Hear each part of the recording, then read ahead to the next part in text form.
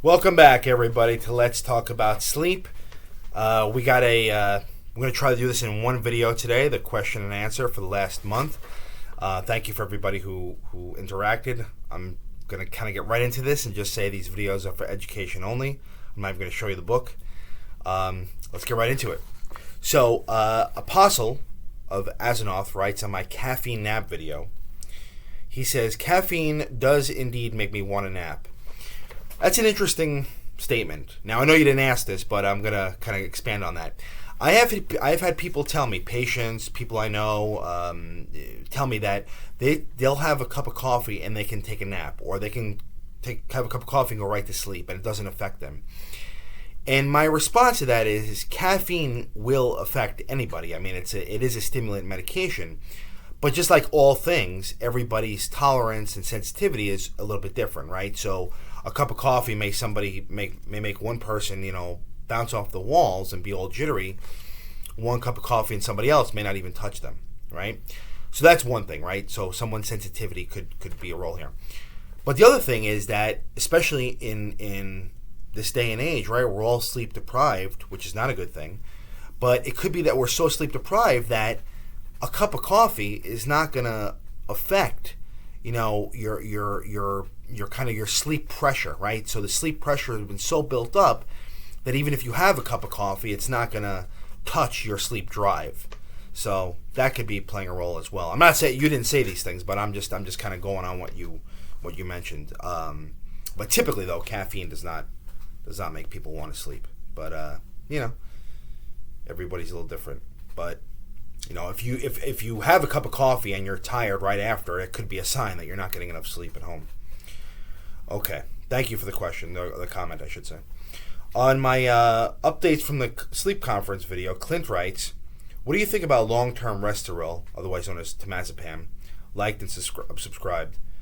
Thanks, Clint. Thank you for your questions and for being a subscriber. There's another video. There's another question down the list here, which is very similar. Temazepam or Restoril.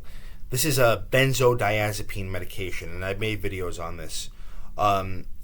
These are medicines which they're essentially anxiety medicines, but in the sleep world, we'll use them every now and then to treat things aside from just insomnia, right? So if somebody has severe anxiety and insomnia, if somebody has REM behavior disorder, okay, we may use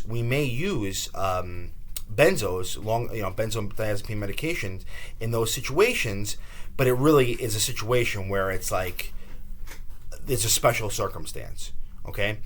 These types of medicines from a sleep perspective are good as needed, right? So if I'm very, very anxious or so, I'll take one of these and, that'll help reduce the anxiety. But outside of that, if a psychiatrist is prescribing these things for, like I said, underlying anxiety, that's fine. But, these medicines, physical dependence can occur. It can affect memory down the road. So we got to be really, really careful with them. And like I said, if you have somebody who is anxious, really anxious or so, and they have insomnia as a result, it's probably a useful medicine. But outside of that, and like I said, some other special circumstances, for just sleep, we got to be careful, okay, long term. All right? Thank you, though, Clint, for that question. Ezekiel writes, can you create a video about ketamine? I'm wondering about the combination of trazodone and ketamine. I'm currently on it. I was prescribed trazodone on top. This is a great question. Ketamine, I haven't talked about on this channel, but it's one of those things where people are starting to talk about it. It's used by psychiatrists. So for those who don't know, ketamine is a medication used by psychiatrists for very, very, very severe depression. Okay, and what it does is, so you've heard me talk about the sympathetic and parasympathetic nervous system. So the sympathetic nervous system is the fight or flight response. Okay, so when the fight or flight response gets activated, we get our muscles tense up, our reaction time is quickened, and we're kind of ready to fight or run. Okay, glutamate is one of the transmitters in the brain that helps to bring that on. Okay, ketamine, the way it works is it's a glutamate blocker. So by taking this, you're kind of reducing the fight or flight response. Okay, like I said, it's used in very, very severe depression. There is a little bit of literature in this in the sleep world, okay, similar to what I was talking about previously. A lot of times insomnia does have with it depression and anxiety and things. But as far as it being used as a sleep aid, we're not there yet. There's case reports here and there, and people have talked about it in the literature, but it's absolutely not ready for prime time as far as a sleep aid goes. Okay, so really anything that you read is more going to be like case reports and conjecture and stuff. There's just not enough data to support it yet. That being said, because of that strong overlap between anxiety and depression and insomnia, if your psychiatrist has been prescribing it to you, it can be useful. I have heard patients tell me that. Now, the interaction between that and trazodone, trazodone is also an antidepressant, but we use it, as a sleep aid. That really we're kind of getting out of the realm of my specialty, as far as the combination of them goes. But as long as you have a psychiatrist who's kind of monitoring all this and on top of it, it should be okay. But like I said, I don't know enough about ketamine to make that distinction. I will make a video though on ketamine. So thank you for your suggestion. That's great. I hope it helps. Okay. Norby writes also on my questions answered from last month. He goes, "Hi, I watched all the videos you posted about sleep and want to thank you for them. You're welcome. However, you didn't talk about CBTI and how effective it is. Can you make a video about it?" Yeah, Norby, great question. I actually have quite a few videos on insomnia and treatment for insomnia, including cognitive behavioral therapy for insomnia, which is what CBTI is. If you go to my channel, you'll see my various playlists. There should be one for insomnia there, and within that group, there should be videos on CBTI. I can make an updated one for you for sure. Thank you for the suggestion. CBTI or cognitive behavioral therapy, it's basically just behavioral modifications that we use or psychiatrists use, or psychologists, or therapists use to help somebody kind of realign their habits as far as bedtimes and bed behaviors to essentially retrain the brain to know that this bed is my place of sleep, as opposed to my place where I ruminate and think about things and don't sleep. Okay, but there should be videos there. I will make an updated one though for you. Thank you for your suggestion. On my idiopathic hypersomnia video, Amy writes, "I was diagnosed 20 years ago and have had 2 sleep studies done. The daytime studies are awful." Yeah, I don't disagree. Amy, you're talking about the MSLT, which is the nap test that we do to confirm if somebody has IH or narcolepsy. And essentially, after being here for the overnight, for the whole night, the person is not allowed to go home yet. They have to stay for a series of 5 naps that leads them into the next afternoon, like late afternoon.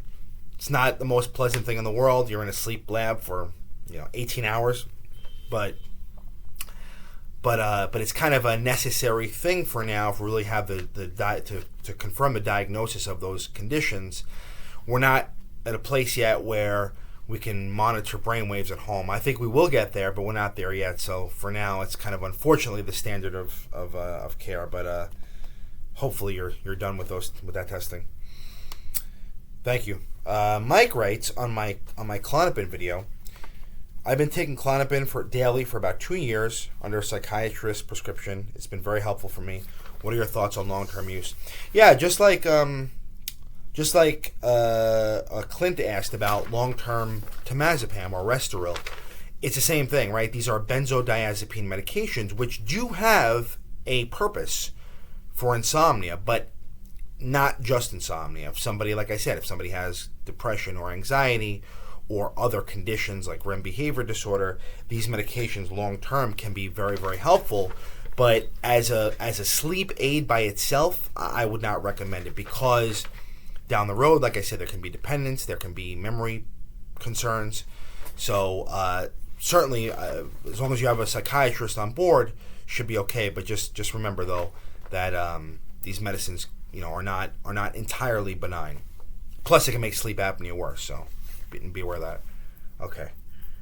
On my On my jet lag NBA Finals video, Leah writes, "Are you single?" No, Leah, I am not. And actually, you are my love. So, go figure.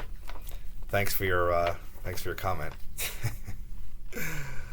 On my BongoRx and EPAP devices, Shara writes, "Provent was a bandage over the nostrils. Yep. It covered and closed the airway and was very hard to breathe against. Plus, they fell off. BongoRx works like a stent that opens up the nostrils. It's wonderful." That's great. I'm glad you had a good experience. It sounds like the technology is kind of in the process of being perfected. These are devices which kind of cover the nostrils, and what they do is when you try to breathe out, it generates pressure up here, which the pressure comes back down and forces the airway open, kind of like a reverse valve.